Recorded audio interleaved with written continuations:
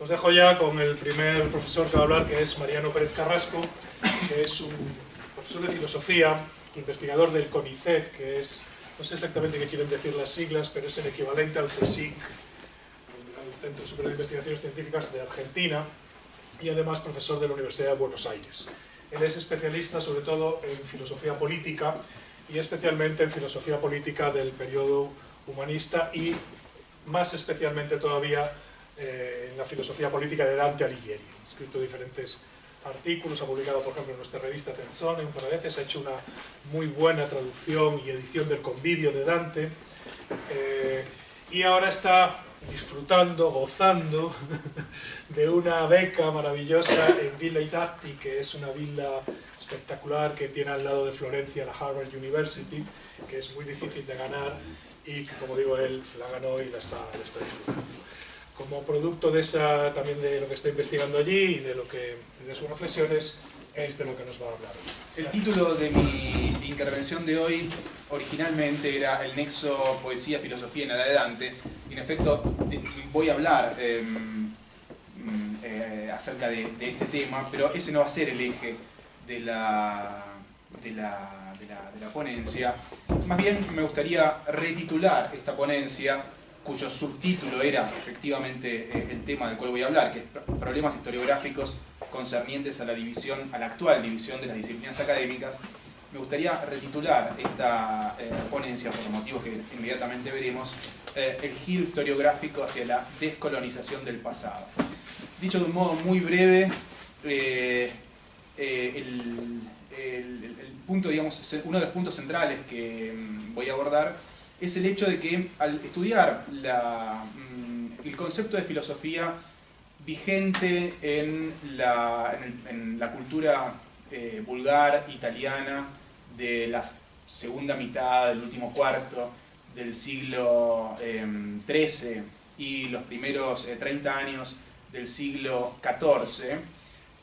nos encontramos con un hecho, digamos, con un hecho muy significativo, digamos, que lo que ellos, los hombres de este periodo histórico, comprenden por filosofía, nuestra época, pongamos por caso los últimos 200 años, la historiografía de los últimos 200 años, lo interpreta como literatura, expropiándole, digamos, de algún modo el carácter de filosofía a eso que aquel periodo histórico consideraba filosófico. Bueno, esto plantea una serie de problemas, justamente, mejor dicho, de desafíos para nuestra propia concepción acerca de qué es la poesía y qué es la filosofía. Sin más preámbulos, voy a la ponencia. Me gustaría comenzar mi intervención reflexionando en primer lugar sobre el sentido del título de estas jornadas. Cuando fui generosamente invitado a participar, el tema propuesto me planteó algunas dudas. ¿De qué se espera que hablemos cuando se propone como tema la actualidad de un fenómeno histórico, en este caso el humanismo, que ha tenido lugar, y todo indica que ha concluido, entre los siglos XIV y XVI? Como fenómeno histórico, el humanismo es a todas luces un hecho acabado. En la medida en que un intelectual del siglo XXI quiera actualizar un fenómeno pretérito como el humanismo, el fenómeno actualizado se convierte en algo nuevo, en un neohumanismo en este caso, distinto de y no reductible a el humanismo histórico que sirvió como inspiración. Si hoy atribuimos alguna vigencia a las ideas o los gestos de Dante, Petrarca, Salutati o Alberti, aquella vigencia transforma esas ideas o gestos en nuestras ideas, nuestros gestos. Si el humanismo histórico tiene alguna actualidad, entonces pierde eo ipso su carácter de histórico. Si el humanismo es abordado como un fenómeno históricamente delimitado, entonces pierde su actualidad. No puede negarse, sin embargo, que toda la historia de las ideas, en el momento en que es reconstruida, adquiere una cierta actualidad. El pasado reconstruido ejerce indefectiblemente una influencia sobre el presente que lo reconstruye. Y esa influencia es tanto mayor cuanto más el presente está dispuesto a relativizar su propio punto de vista y a aceptar como válidos los puntos de vista que nos ofrece el pasado. Estas consideraciones un tanto abstractas, sobre las que en todo caso podemos volver en el diálogo posterior, si así lo desean, están a la base del trabajo que estoy presentando. Quisiera mostrar que la comprensión de la práctica filosófica íntimamente vinculada a la práctica poética vigente en la Italia de Dante representa un desafío para nuestra propia concepción de la filosofía y de la poesía. Es en este sentido que propongo hablar de una actualidad de ese primer momento del humanismo italiano. En efecto, las ideas de la poesía y de la filosofía vigentes en la Italia de Dante tienden a poner en cuestión la actual división académica de las disciplinas humanas. Esto se ha puesto en evidencia en un giro historiográfico que se ha verificado desde hace algunas décadas. La historiografía filosófica ha mostrado en general un escaso interés por géneros literarios que no fuesen prevalentemente argumentativos. Sin embargo, en las últimas décadas, algunos medievalistas y estudiosos del Renacimiento temprano han coincidido en plantear una perspectiva historiográfica que permitiría incorporar a la historia de la filosofía temas y textos tradicionalmente considerados literarios. Una serie de planteos historiográficos que se han ido expandiendo en especial desde los años 70 hasta el presente ha contribuido a replantear los cánones disciplinarios y las jerarquías de saberes constituidos a partir del modelo de saber universitario. Estos trabajos han puesto en evidencia un dato que, aunque obvio, aparecía a menudo, si no ignorado, por lo menos soslayado. Me refiero a que en el estudio de la historia, de la historia de la filosofía, no siempre es posible señalar una distinción clara entre filosofía y literatura. De hecho, esa distinción resulta ser en varias y muy significativas ocasiones anacrónica. Quisiera compartir con ustedes las principales tesis de algunos trabajos historiográficos que coinciden en sostener que el historiador debe evitar imponer los cánones disciplinarios de su propia época a la época historiada. Desde los ensayos reunidos por Eugenio Carán en 1959, diversos trabajos de Mario Dalprá, Gregorio Piaia, Ruedi Imbach, Loris Turlese, Emanuele Coccia y Sylvain Piron, entre otros, han tendido a plantear un principio historiográfico que parece ser común a todos ellos. Esto es, que la historiografía debe rechazar todo concepto normativo y unívoco de filosofía. El historiador debe ante todo descubrir lo que los hombres y las mujeres del pasado consideraban como filosofía y, paralelamente, evitar buscar en el pasado únicamente aquello que coincida con lo que su propia época define como filosófico o poético o literario. En este sentido, Coccia y Piron hablaron recientemente de una hibridación de saberes en la Italia de Dante. En un artículo apareció en 2008, estudiaban las vidas entrecruzadas y las principales obras de una serie de intelectuales italianos de la época de Dante, es decir, florecidos entre circa 1290 y 1330. Dante muere en el 21, pero digamos la primera recepción, como Albertino Musacto, Cecco d'Ascoli, Guido Cavalcanti, Dino del Garbo, Pietro D'Abano, el mismo Dante naturalmente, etc., cuya principal característica consistía en que habrían producido una hibridación de saberes que los volvía inclasificables dentro de los cánones disciplinarios tradicionales. Esos intelectuales de la generación de Dante el primero entre ellos, habían practicado al mismo tiempo la literatura, la ciencia,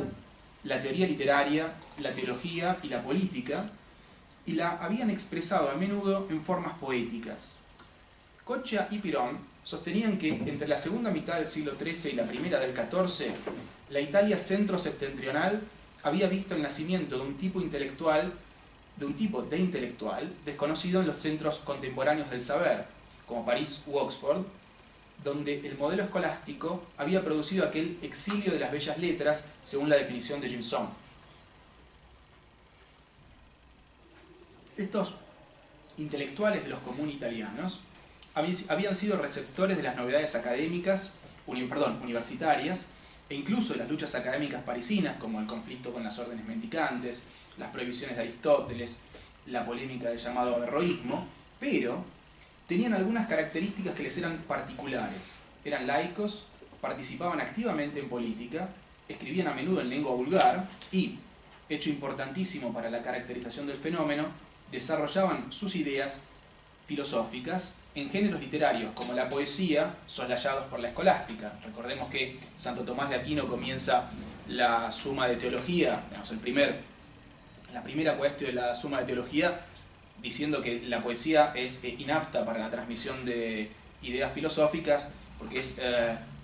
ínfima inter omnes doctrina, ¿no? Es decir, hay un rechazo explícito de cierta escolástica hacia los géneros poéticos. A pesar de haber sido considerados como filósofos por sus contemporáneos, estos intelectuales italianos han quedado marginados de la historia de la filosofía,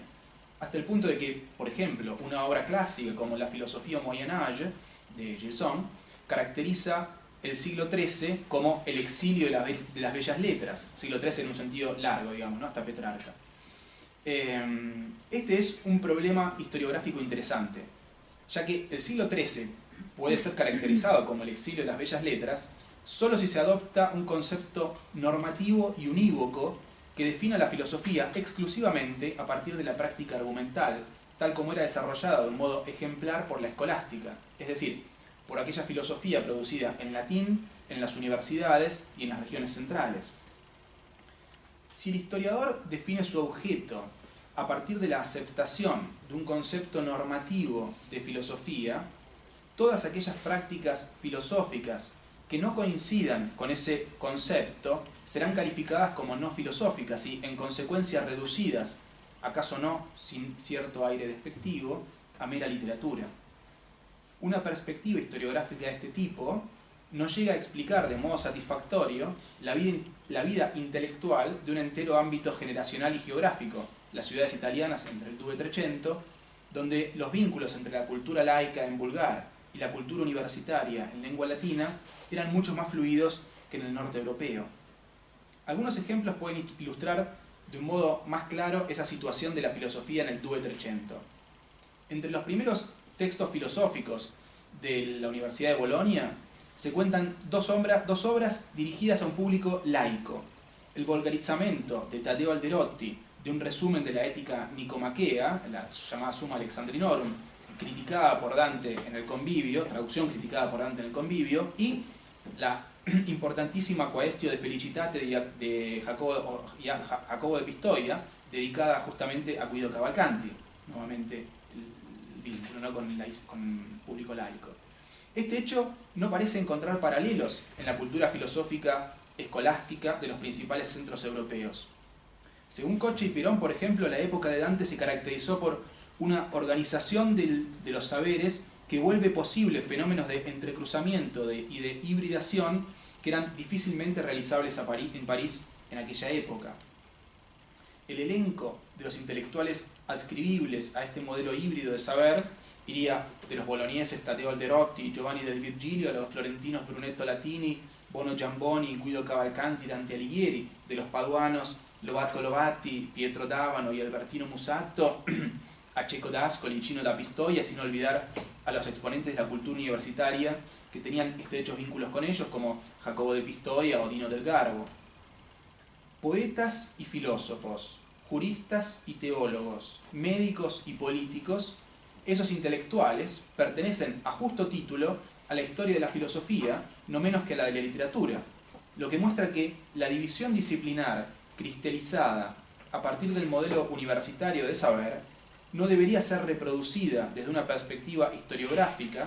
que pretendiera respetar la integridad del pasado historiado, pues ninguna de esas disciplinas, en ese momento y en ese espacio geográfico, conformaban campos de saber autónomos. Pongamos ahora el foco sobre el caso ejemplar de Dante, considerado por sus contemporáneos justamente como un filósofo. Algo debería decirle al medievalista acerca de qué significaba filosofía para los hombres y las mujeres del Due Trecento italiano, el hecho de que Boccaccio cite como uno de los mejores epitafios de la tumba de Dante, el escrito por Giovanni del Virgilio, profesor de la Universidad de Bolonia, que en su primera línea llama a Dante teólogo y en la segunda lo vincula con la filosofía antes de llamarlo Glorias de las Musas. Son asimismo elocuentes los primeros comentarios a la Divina Comedia. Jacopo Alighieri llama a su padre ilustro filosofo e poeta. Graziolo dei Bambalioli llama a Dante filosofia verum alumnum et poetam excelsum. y lo considera un experto en filosofía moral y natural. También en el ambiente universitario la obra dantesca fue favorablemente leída desde la temprana fecha de 1328, cuando el licenciado en Artes y Teología Jacopo della Lana escribe su comentario a las Tres Cánticas, lo cual significó la aceptación del poema y de su autor, un laico que había escrito su opus magnum en vulgar y era ajeno a las universidades por parte de la cultura universitaria. A partir de ese momento, señala Saverio Belomo, quien comenta algunos de estos pasajes, la comedia se convirtió en un texto digno de ser comentado y su autor, en el giro de pocos años, en una verdadera auctoritas. En el mismo sentido, Zygmunt Baranski ha puesto de relieve la novedad del estatus autorial atribuido a Dante por sus contemporáneos, al señalar que, en una cultura dominada por el latín, ningún escritor vulgar había sido elevado a la categoría de auctoritas. El hecho de que un autor moderno, sin pertenencia institucional y que escribía filosofía en una lengua sin tradición filosófica, fuese considerado por sus contemporáneos como una verdadera auctoritas, llamó la atención ciertamente de los historiadores de la literatura, pero ha pasado prácticamente desapercibido en el ámbito de la filosofía, a pesar de que el historiador cuenta con documentos que testimonian que Dante en el Trecento era considerado una autoridad filosófica y a pesar de que el mismo Dante se presentó como filósofo a partir del convivio. ¿Cómo explicar la llamativa ausencia en las grandes historias de la filosofía y en los currícula universitarios de ese original tipo de filosofía desarrollado en la Italia de Dante? Este es un punto similar al que planteó Guido Capelli hace un instante respecto del siglo de los humanistas, digamos, del 480, ¿no? ¿Por qué motivos buena parte de esos textos han acabado como patrimonio casi exclusivo de las disciplinas literarias? Es verdad que algunos de los más notables medievalistas del siglo XX dedicaron importantes trabajos a la filosofía de Dante, pero lo cierto es que los estudios de filosofía dantesca y aledaños, digamos, el intorni,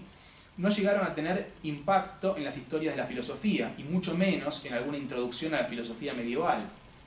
Por eso no dejaba de ser un gesto provocador el que Röde Imbach centrara en la figura y en el pensamiento de Dante su introducción a la filosofía medieval, publicada en 1996.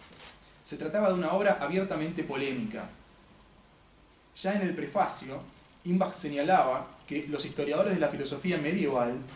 habían tendido a omitir el estudio de la filosofía laica y extrauniversitaria, que a menudo se expresaba en formas literarias ajenas a la escolástica, como las narraciones o la poesía, y en consecuencia habían dado una, cito, falsa imagen del pensamiento medieval. La polémica, por cierto, no se limitaba al ámbito de la filosofía del medioevo, sino que atacaba uno de los principios característicos de buena parte de la historiografía filosófica, que, según Imbach, tendía a omitir, por considerarlos extrafilosóficos, el problema del contexto y de la función de la filosofía. En efecto, la historiografía filosófica había ignorado mayormente esos problemas, contexto y función, y se había concentrado con exclusividad en la reconstrucción de ideas, teorías, conceptos o esquemas argumentales. Las historias de la filosofía suelen concentrarse, paradójicamente, en objetos de los cuales no es posible una historia, es decir, una narración. Pensemos, el teorema de Pitágoras, o la teoría platónica de las ideas, no tiene una historia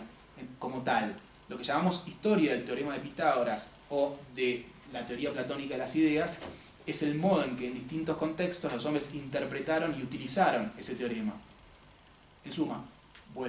la historia de la filosofía solía concentrarse en objetos de los cuales no es posible una historia, es decir, una narración,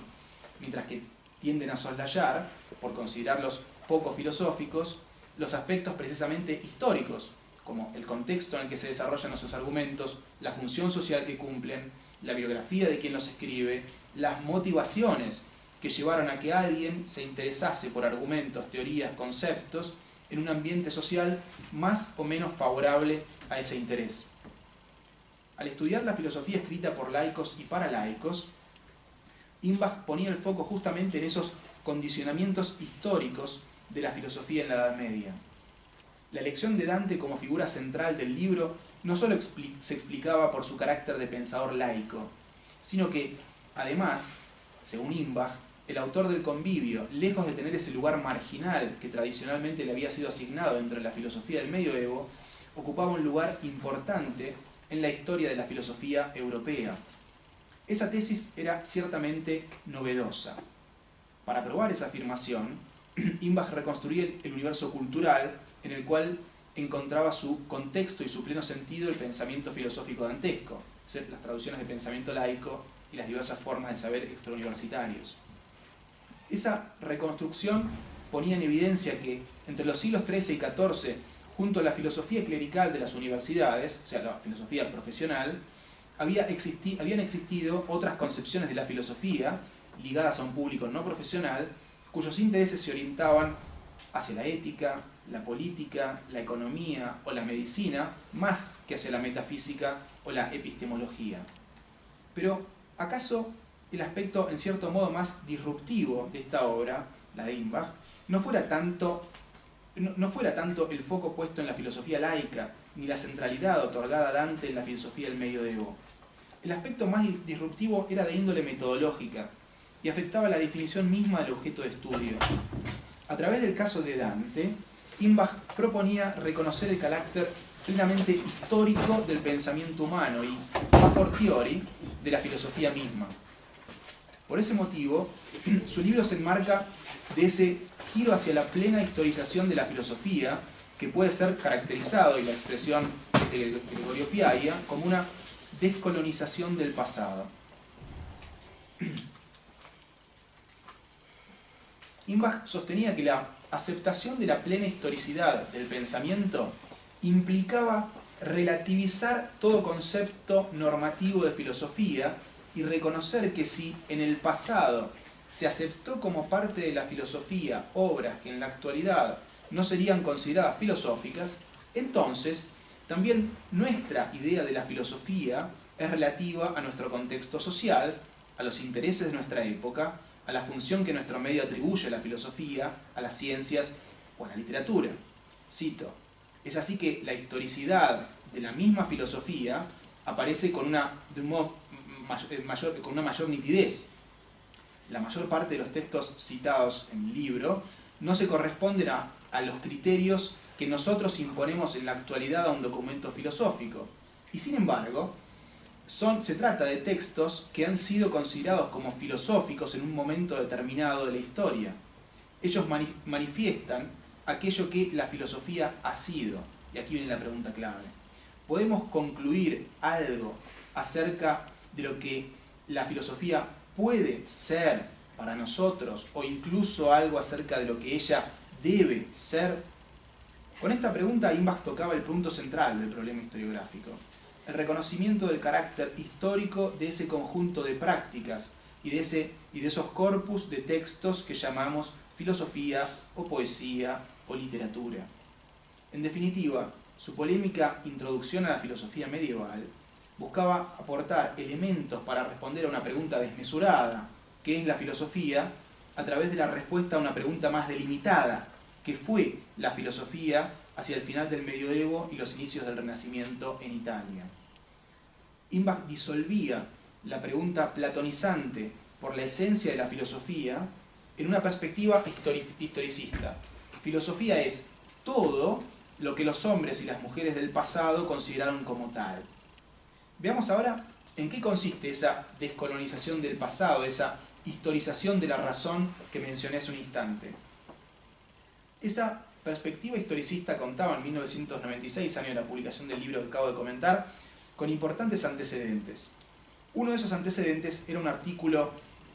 de Gregorio Piaia, justamente sobre la descolonización del pasado, que, en polémica con una hermenéutica actualizante, se planteaba el problema de la historicidad de la filosofía. Decía Piaia: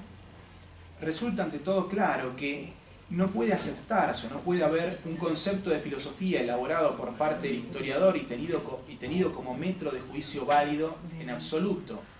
sino que tal concepto cambia con el cambiar de las épocas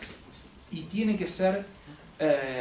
individuado en cada ocasión. Lo mismo se puede decir de la definición de filósofo, que no sería reductible a un tipo unívoco de problemas o de actitudes mentales. la pregunta de reminiscencias platónicas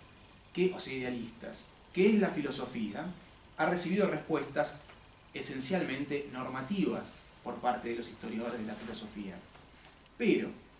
quien dice la filosofía es tal cosa, sabe que, de hecho, a lo largo de la historia, no menos que en el momento de la enunciación de la pregunta, la filosofía ha sido esa y otras cosas. Por eso, quien dice la filosofía es tal cosa, está en verdad diciendo la filosofía debe ser tal cosa, con lo cual lo que no sea tal cosa queda ipso facto excluido del conjunto filosofía. Mientras que quien pregunta ¿qué fue la filosofía en tal lugar y en tal periodo?, no debe responder según, obviamente, su propia concepción normativa de la filosofía, sino, desde ya, según los testimonios conservados en los documentos. Obviedad que no siempre se respetan las historias de la filosofía. La confusión de estas dos preguntas, ¿qué es, o sea, debe ser la filosofía y qué fue, de hecho, la filosofía?, ha llevado, sugería Piaia, a la reducción del pasado, de la filosofía, a los límites trazados por el concepto normativo de filosofía propio del historiador. Si el historiador abandonara todo concepto normativo de filosofía y preguntara a los documentos qué consideraron los hombres pretéritos como tal, el campo semántico de ese término se vería enriquecido de un modo notable. Pero, cuando eso no sucede, tiene lugar lo que Piaia describía como una colonización del pasado por los intereses del presente. La colonización se produce en el momento en que el historiador busca en el pasado solamente lo que él considera filosófico.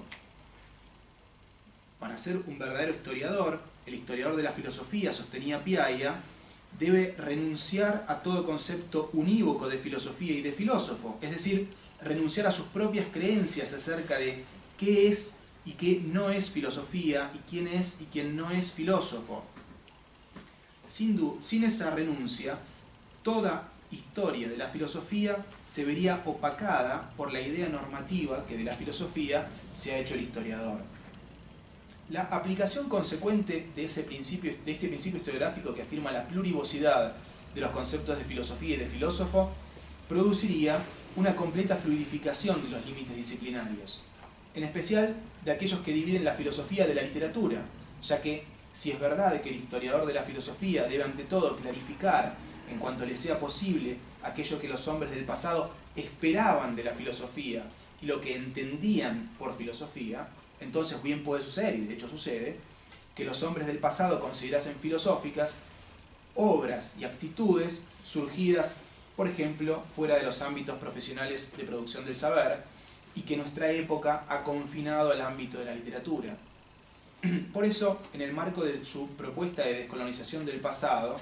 Piaia señalaba, como lo haría Imbach 20 años más tarde, la importancia que adquieren para el historiador los desarrollos no profesionales extrauniversitarios de la filosofía. Cito algunas líneas de Piaia. Junto a los filósofos de profesión hay, de hecho, muchas figuras de literatos, científicos, teólogos, juristas, educadores, que presentan componentes filosóficos de gran interés y que a veces influyeron sobre la cultura filosófica de una época de un modo más incisivo que muchos profesionales que les eran contemporáneos, introduciendo temas nuevos y nuevos problemas en el debate de las ideas, contribuyendo a crear una determinada Weltanschauung o a difundir un cierto estilo de pensamiento, aplicando conceptos filosóficos a otros sectores de la cultura o inspirándose en ellos para reformar las instituciones educativas y escolásticas. Pocos años antes de que Piaia propusiera esa descolonización del pasado asumiendo una posición historicista que era de hecho muy cercana a la de Eugenio Garán, Mario Dalprá había planteado lo que él consideraba como la dificultad fundamental de la historicidad de la filosofía. Cito, aquella por la cual si, por un lado, la filosofía como la ciencia son construidas prescindiendo del tiempo, o mejor, y esta es la idea clave, según una intencionalidad atemporal,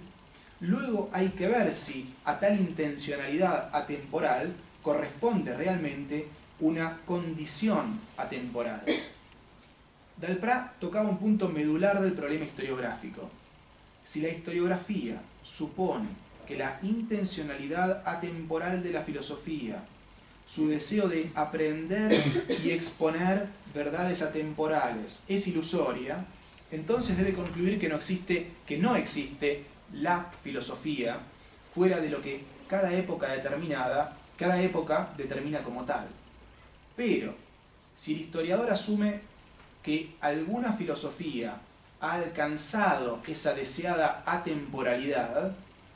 entonces toda la historia de la filosofía será la historia de cómo se llegó a esa verdad, y secundariamente la historia de los sucesivos errores que dificultaron la llegada a la filosofía verdadera. ¿Puedes un poco de agua? Gracias.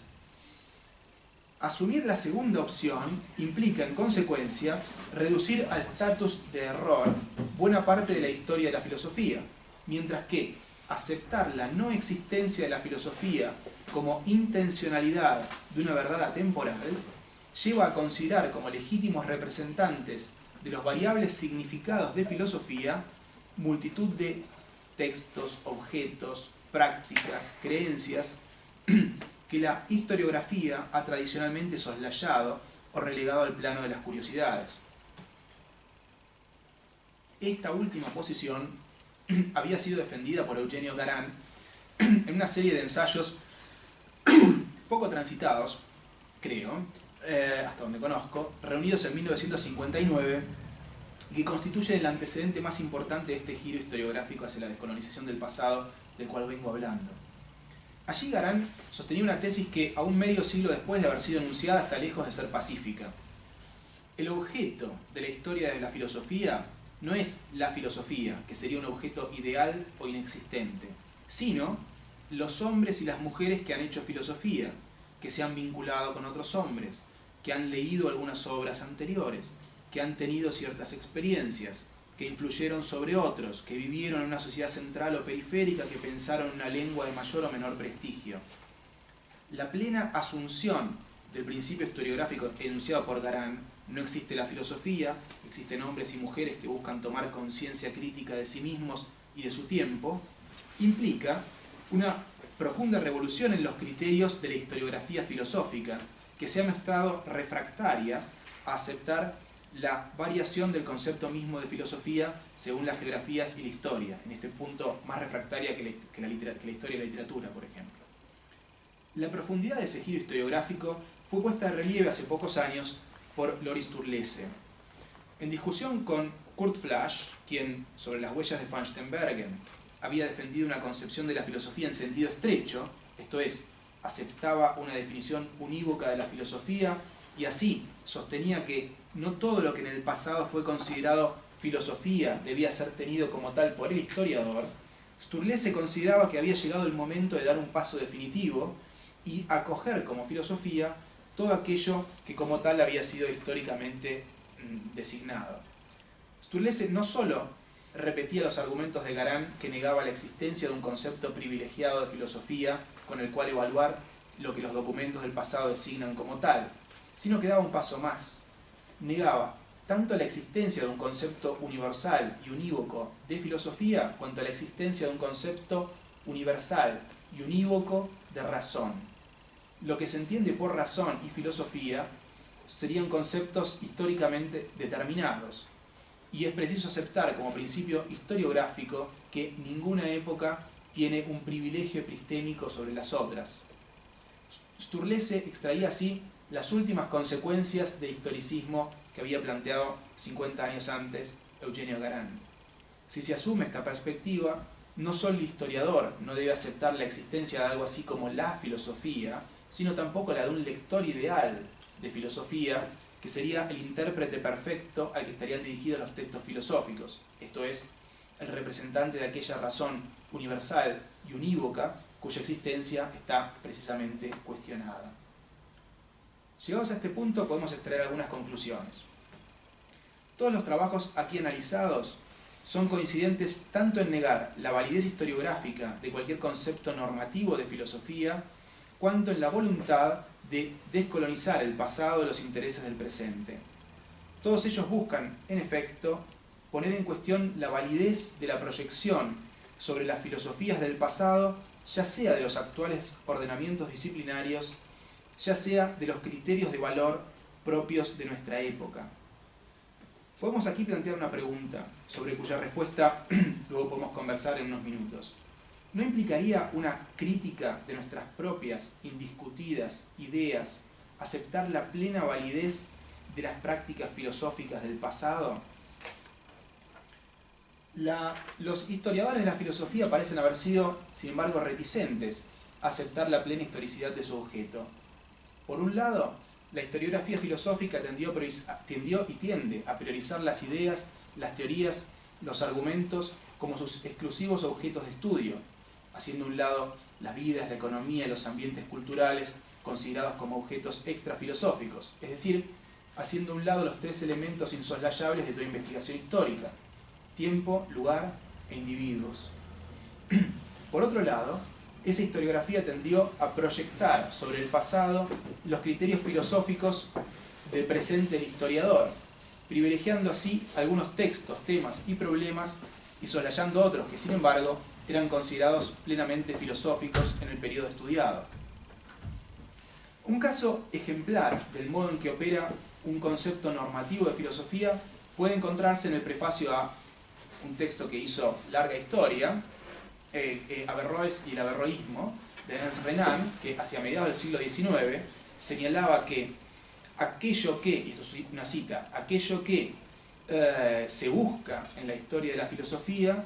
es mucho menos la filosofía propiamente dicha que la historia, ya que para Renan la filosofía era verdadera, era solamente la que correspondía al desarrollo de la ciencia positiva en el siglo XIX. El resto, es decir, casi todo lo que el pasado ha considerado como filosofía, no constituía más que las distintas formas del error. De allí que un estudio sobre Averroes o la escuela aristotélica padovana fuera un objeto legítimo de la curiosidad del historiador, pero dado el carácter intrínsecamente falso del objeto de estudio, no podía ser de provecho para la filosofía contemporánea, identificada de un modo explícito con la verdadera filosofía. También Kant había argumentado en favor de un concepto normativo y unívoco de filosofía. En la arquitectónica de la razón pura, había distinguido entre el conocimiento histórico, que es una cognitio ex datis, y el conocimiento racional, que es una cognitio ex principiis. Un mismo objeto, por caso un texto filosófico, puede ser conocido ya desde un punto de vista histórico, en cuyo caso es un conocimiento imitativo, no creativo, ya desde un punto de vista racional, en cuyo caso el objeto carece de historia y es aprehendido en su verdad atemporal. Se infiere que lo que una época histórica haya considerado subjetivamente como filosofía no debe ser considerado necesariamente como tal desde un punto de vista objetivo. En otras palabras, no todo lo que la historia presenta como filosófico debería ser incluido en la historia de la filosofía. Ambos puntos de vista, el de Kant y el de Renan, que ambos han sido muy influyentes,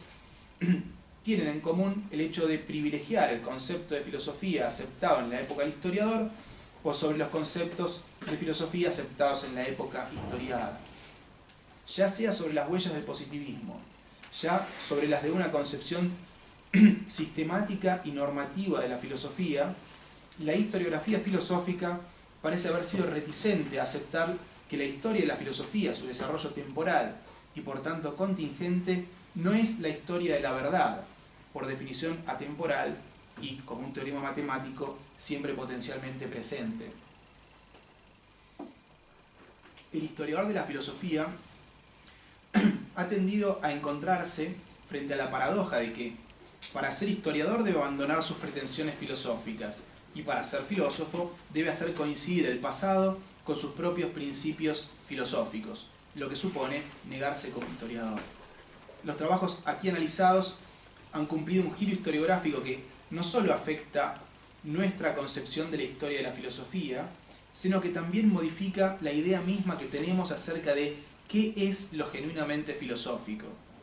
Al restituirle una plena legitimidad a todo aquello que la filosofía ha sido en el pasado, cuentos, poemas, narraciones autobiográficas, sueños y no solo escolásticos juegos argumentales desarrollados por profesionales pagos, a restituirle una plena legitimidad a todo aquello que la filosofía ha sido en el pasado, a todo lo que los hombres y las mujeres del pasado consideraron como filosófico. Este giro historiográfico permite ver también